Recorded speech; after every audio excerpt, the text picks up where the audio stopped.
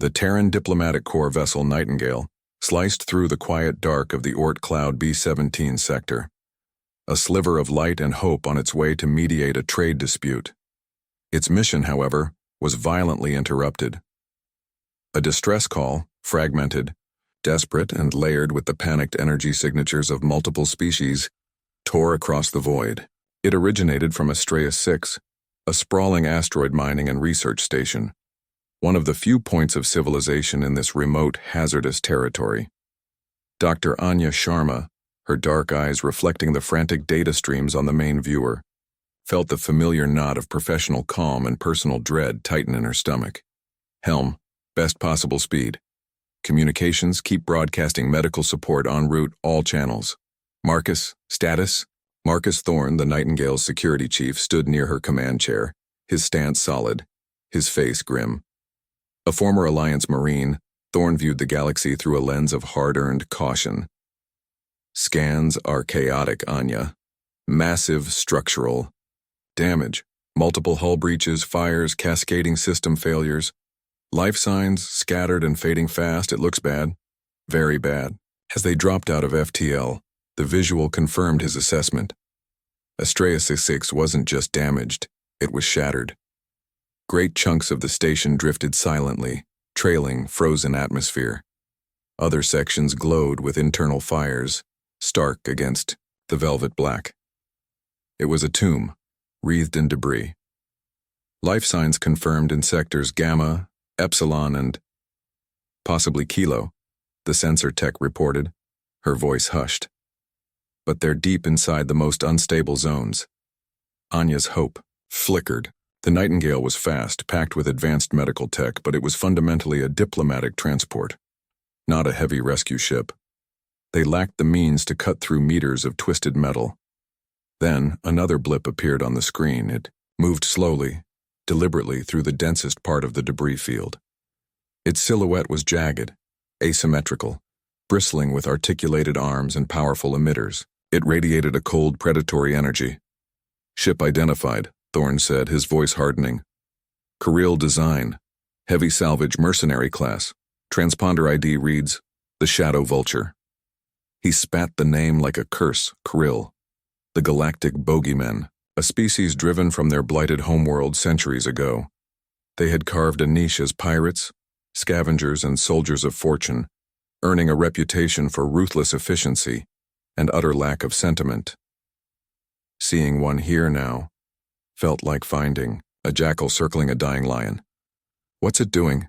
Anya asked, though she feared she knew. Picking through the bones, Thorne growled. Its EM signature suggests active tractor beams and cutting lasers. They're either looting or maybe they caused this. Anya watched the Kryl ship, its dark form stark against the ruined station. It looked like everything the galaxy said it was, a vulture, drawn by the scent of death and profit. But a distress call had gone out. Survivors were trapped. And right now, that Kryl ship, with its heavy-duty equipment, might be the only thing standing between those survivors and a cold, silent death. Thorne saw a predator. Anya, against all odds, had to see a potential, however unlikely, partner. We can't reach them, Anya stated, her voice tight with frustration as she reviewed the structural scans. Sector Gamma is behind 3 collapsed transit tubes, and Epsilon's access is blocked by the main cargo bay doors, sealed and buckled. Kilo is deep. We need heavy cutting gear, shielded atmospheric entry, things we don't have. And they do. Thorne finished, his gaze fixed on the Kryl ship's icon. Anya, you know their reputation. Hailing them is asking for trouble. Best case, they demand an exorbitant price. Worst case, they see us as rivals and open fire. And if we don't hail them? Anya countered, turning to face him. Those life signs fade. We came here to help, Marcus. That means exploring every option, even the ones that make our skin crawl. She took a breath. Open a channel, diplomatic frequency first. If no response, try the standard commercial band. Thorne set his jaw but complied. Eye doctor, on your head. The diplomatic frequency yielded only silence. The commercial band, however, received an almost immediate gravelly response. Unidentified vessel, You are interfering with a declared Kryl salvage operation. State your intentions or vacate the zone. The voice was harsh, metallic, likely filtered through an environment suit's comms. Anya stepped forward. This is Dr. Anya Sharma of the Terran diplomatic corps vessel Nightingale. We are responding to the Astraeus VI distress call for medical and rescue assistance. We have confirmed survivors but lack the equipment to reach them. A pause filled with faint static. Survivors? Unlikely. Complicates the salvage parameters. Your presence is inconvenient. Our presence, Anya said, keeping her voice steady and professional, offers you an opportunity. Assist us in the rescue, Captain Xylar, the voice supplied grudgingly. Captain Xylar, assist us, and I am authorized to grant you an official, Concord-backed salvage contract for Astraeus VI, superseding any prior claims. Full rights, fully legal. Your Kryl authorities will be notified of your commendable assistance. She was banking on a Kryl's desire for profit, but offering a veneer of legitimacy they rarely achieved. Another, longer pause. Xylar aboard the Shadow Vulture weighed the Terran's words. It smelled like a trap. Humans were notoriously unpredictable, often driven by incomprehensible ethics. But a Concord-backed contract, that was real value. Clean profit, no bounties, no black market haggling. And this human sounded different, less hostile than most. Your ship provides medical, Xylar stated. My ship provides access. You propose a joint venture? Exactly, Anya confirmed. Terms? Xylar pressed. 50% share of rescued, high-value individuals, standard Kryl rates? No, Anya said firmly. The only term is your assistance in rescuing all survivors. The contract is your payment. Non-negotiable. Thorn tensed, expecting the Kryl to cut comms or open fire. Instead, a sound like dry leaves skittering across rock came through. A Kryl chuckle. Bold, foolish, but intriguing. Very well, Doctor. We have a temporary accord. My shuttle will dock. But be warned, my methods are efficient. I will not jeopardize my ship or crew for sentimental reasons. Understood, Captain, Anya said, relief mixing with trepidation. We await your arrival. The channel closed. Thorn turned to Anya. He agreed too easily. He'll double-cross us. Maybe, Anya admitted. Which is why you're coming with me when we meet him. But Marcus, what if he doesn't? Thorn didn't answer. He simply checked the charge on his pulse rifle. A Kryl salvage skiff, looking more like a weaponized beetle than a transport, detached from the Shadow Vulture and began its slow, deliberate approach towards the Nightingale. The uneasy truce had begun. The Kryl salvage skiff was purely functional, its interior scarred, smelling of ozone and alien lubricants. Xylar, towering even in his sleek, dark environment suit, watched the two humans with unreadable, multifaceted eyes behind his visor. Dr. Sharma seemed too fragile for a wreck like Astraeus, her gaze filled with an unsettling empathy. Thorn, however, was familiar, the wary soldier coiled and ready. Xylar understood soldiers. He didn't understand doctors who talked contracts. The Gamma pocket is closest, Xylar's filtered voice announced, pointing a three-fingered gauntlet at a flickering schematic. But the route is unstable. Epsilon holds more signatures, likely Lumeni, but requires a burn-through. Kilo is deepest, unknown. We try Gamma first. Stay close. Touch nothing. The skiff maneuvered through the debris field with practiced ease, docking at a gaping wound in the station's hull. Stepping inside Astraeus VI was like entering a metal charnel house. Emergency lights cast long, dancing shadows. Gravity was intermittent. Alarms blared and died erratically. The air tasted of smoke and fear. Xylar moved with a speed and grace that belied his size. His Kryl senses, attuned to pressure changes and structural stress, allowed him to navigate the treacherous environment, pointing out weakened bulkheads and live power conduits Thorn's sensors missed. He used his plasma cutter with surgical precision, clearing paths through tangled metal. Thorn, despite his deep-seated distrust, couldn't deny the Kryl's competence. He covered their rear, pulse rifle ready, his eyes constantly scanning. Anya, meanwhile, carried a heavy medikit, her focus unwavering, calling out encouragement whenever her scanner picked up a faint life sign. "This section," Xylar stated, pausing before a mangled corridor. "High energy readings, shielding failing, Lumeni dislike energy flux." He pointed his cutter. "And valuable xenon crystals in that lab." Thorn bristled. "We're here for survivors, not loot." Xylar turned his helmeted head slowly. "Survival often requires resources, Commander. A concept Kryl understand. Perhaps you will too, eventually." He cut through the door without waiting for a reply. Inside, they found them. A half-dozen station crew of various species, huddled together, and 3 shimmering ethereal forms, the Lumeni. Their light pulsed weakly, threatened by the fluctuating energy fields. Anya immediately moved to help, administering what aid she could and deploying portable environment stabilizers for the Lumeni. Xylar watched her work, a strange feeling stirring beneath his ingrained cynicism. He'd seen 100 wrecks, picked, over 1,000 dead. He'd seen greed, fear, despair.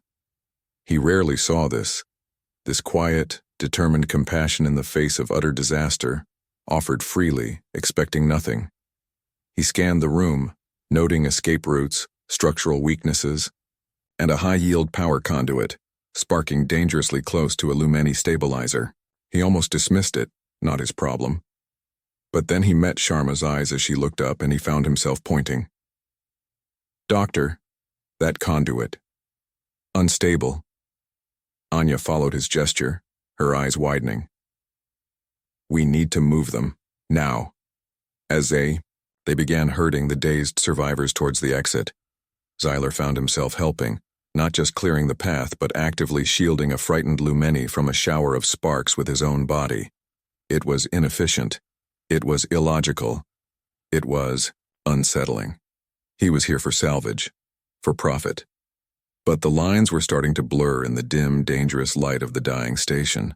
The trek back to the Kryl skiff was fraught with peril. The station groaned around them, a dying beast settling into its final rest. They navigated through corridors flickering between darkness and blinding emergency strobes, the air thick with the dust of ages and the acrid smell of burnt circuitry. Xylar led, Thorn covered the rear, and Anya moved amongst the survivors, offering calm reassurance and medical aid. They were nearing a major junction, a hub that Xylar deemed relatively stable, when a deep, resonant thump echoed through the deck plates.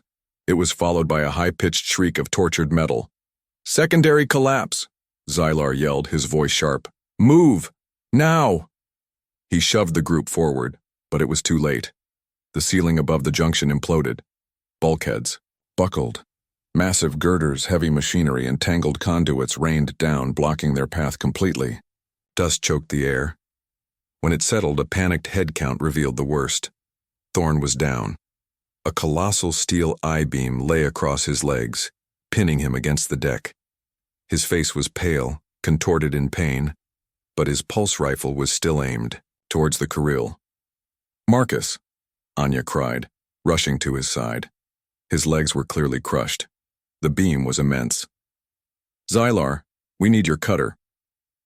Xylar surveyed the scene. His internal threat assessment went into overdrive.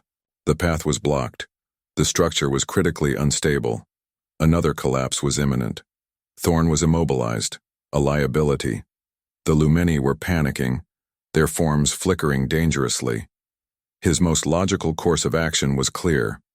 Find an alternate route, save himself, maybe grab a few survivors if convenient. His salvage contract didn't cover suicidal heroics. But then he saw Anya.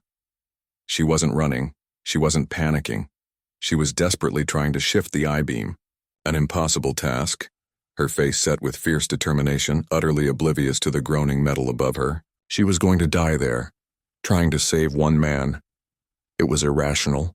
It was inefficient. It defied every Kryl survival instinct. And it moved him. It was a flicker of something he'd thought long dead, buried under decades of cynicism and hardship a resonance with an act of pure, uncalculated sacrifice. "Move back, Doctor," he ordered, his voice rougher than usual. He ignited his plasma cutter, not at its usual precise setting, but at full brutal power. He didn't aim for the beam, he aimed for the supports holding it. It was risky. It could bring everything down. But it was fast. "What are you doing?" Thorn yelled through gritted teeth. "Being efficient," Xylar grunted. He sliced through one support, then the other. With a deafening groan, the I-beam shifted, lifting mere centimeters, but it was enough. Xylar dropped the cutter, grabbed Thorn under the arms, his Kryl strength easily lifting the human, and hauled him back just as the entire section collapsed with a final deafening roar, burying the spot where they had been moments before. He dumped Thorn unceremoniously beside Anya. His legs, require medical attention. He is poor salvage now. He tried to sound dismissive, to fall back on his old persona, but it didn't work. Anya looked at him, her eyes shining with unshed tears, and a gratitude so profound it was almost a physical force. Thorn, despite his pain, stared at the Kryl, his suspicion replaced by stunned, grudging respect. Even the Lumeni's chaotic light seemed to coalesce into a gentle, warm glow around Xylar. Xylar turned away, uncomfortable, unsettled by these alien emotions. He had acted against logic, against profit, against his very nature. He didn't know why, but as he scanned for a new route through the wreckage, a part of him felt lighter. The shadow was still there, but a glimmer of something else had broken through. "Xylar to Nightingale." Anya's voice, amplified by Xylar's helmet comms, sounded strained. "We have Thorn and the survivors, but we need an evac point. What's the station status?" The reply from the human medical ship was chilling. "Nightingale, to rescue team. Bad news. The station's primary fusion reactor, it's lost containment. We're looking at an irreversible meltdown. Estimated time to critical event, 57 standard minutes. And, Xylar, our long range is picking up another Kryl energy signature, high-velocity approach. Transponder matches the Vulture Claw." Xylar froze. Vulture Claw, captained by Kryl, a Kryl known even amongst their own kind for his utter ruthlessness and penchant for claiming salvage by eliminating rivals. Kryl wouldn't negotiate. He'd attack. His ship's AI, a cold, logical voice, chimed in his private comm. "Analysis. Optimal course is immediate withdrawal. Survivors are low-value assets. Terran vessel is underarmed. Rival Kryl presents Class A threat. Reactor failure ensures total loss scenario. Proceeding to Shuttle Bay Delta 7 offers 83% probability of solo extraction with minor, high-value tech salvage. The old Xylar, the real Xylar, would have already been moving. Delta 7. Grab a control node, maybe some Ethelgard data chips rumored to be in Kilo, and vanish. Let the Terrans deal with Kryl.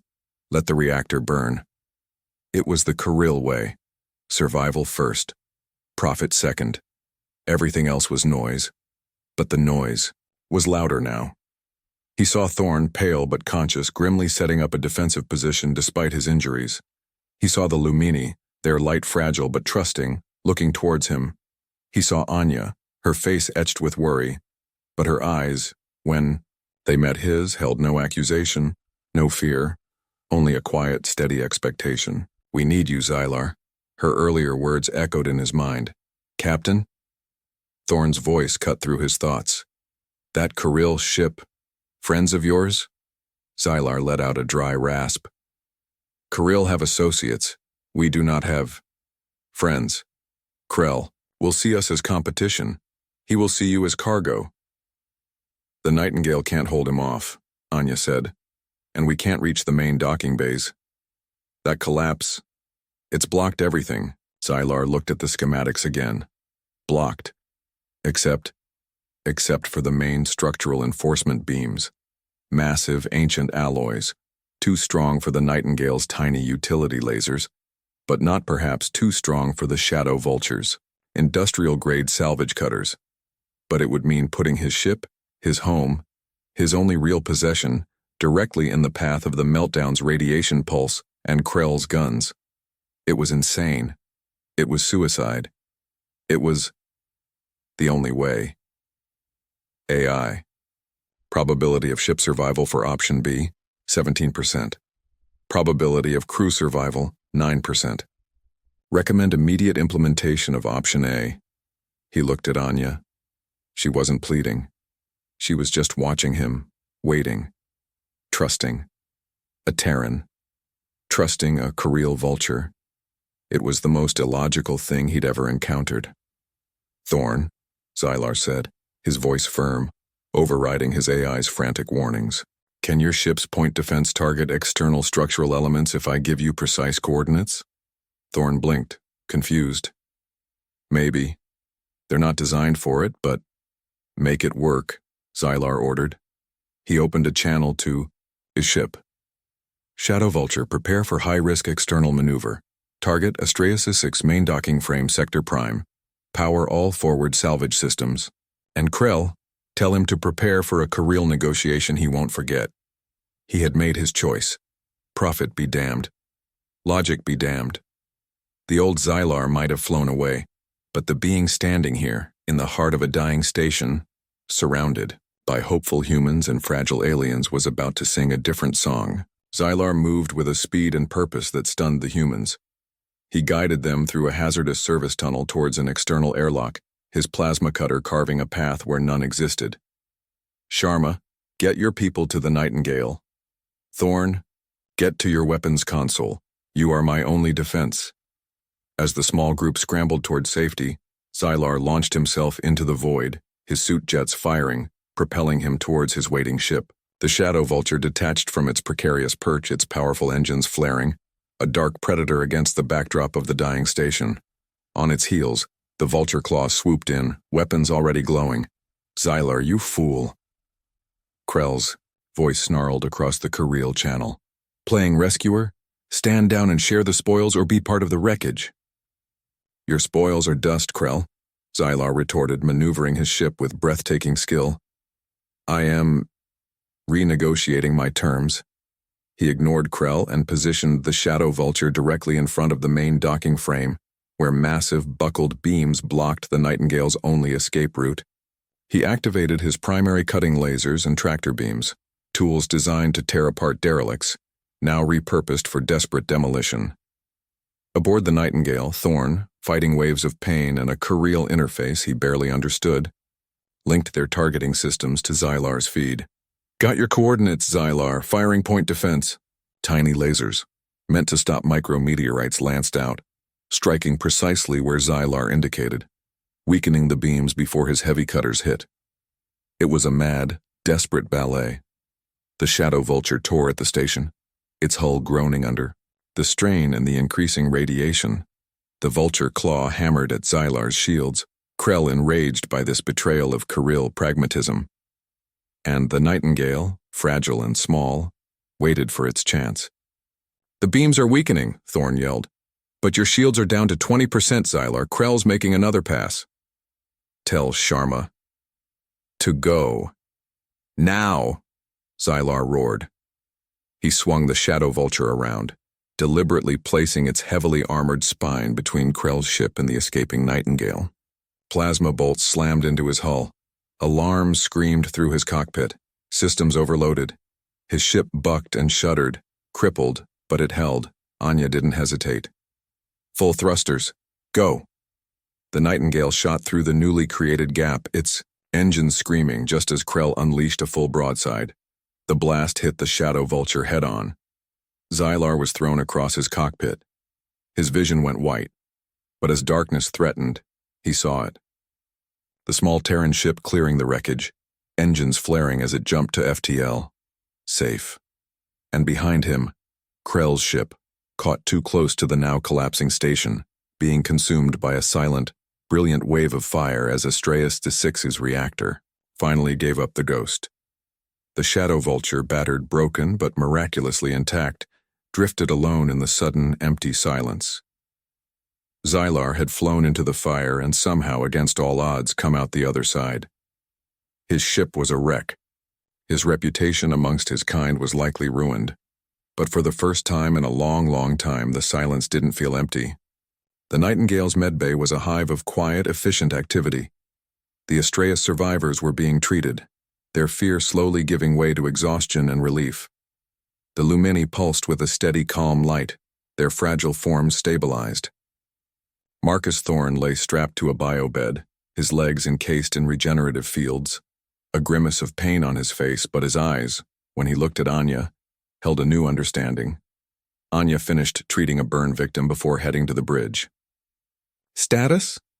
"Survivor stable, Doctor," the comms officer reported. "And we have a signal. Very weak. It's the Shadow Vulture." Anya felt a surge of relief so strong it almost buckled her knees. "Put him through, main screen." Xylar's image appeared. His environment suit was scuffed, his visor cracked, but behind it, his multifaceted eyes seemed different, clearer. His voice, when he spoke, still held its gravelly tone, but the hard edge of cynicism was gone, replaced by a deep weariness.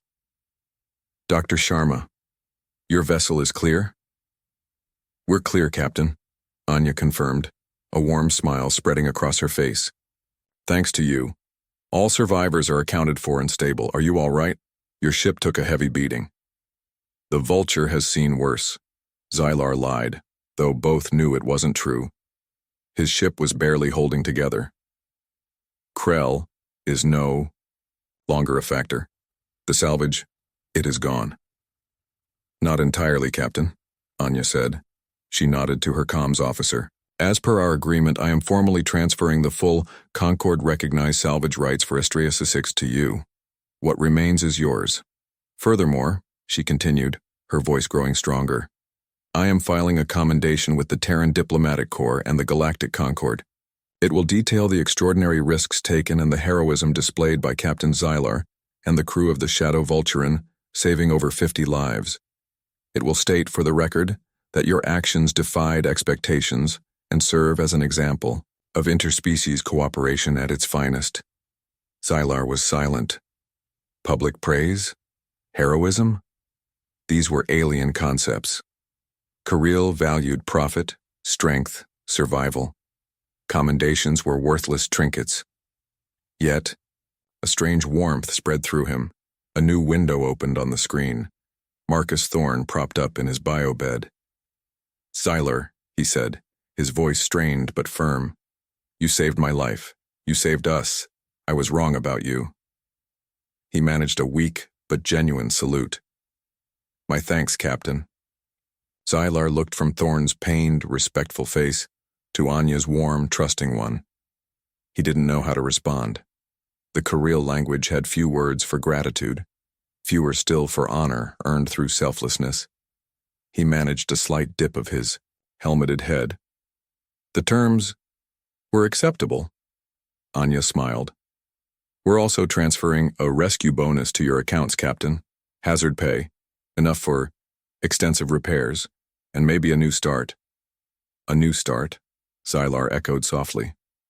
He looked around his battered cockpit. Maybe it was possible. Maybe the galaxy wasn't just about shadows and vultures. Maybe sometimes you could hear a different song. "Dr. Thorne, may your journeys be profitable." It was the closest he could come to good luck. The channel closed. Xylar looked out at the starfield. He had no cargo, a damaged ship, and a ruined reputation among the worst of his kind. But he had something else. Something unexpected. Respect. And a strange, unfamiliar feeling. Hope. He set a course, not for the usual Kryl haunts, but towards a neutral nebula known for its shipyards. It was time for the Shadow Vulture to learn a new song.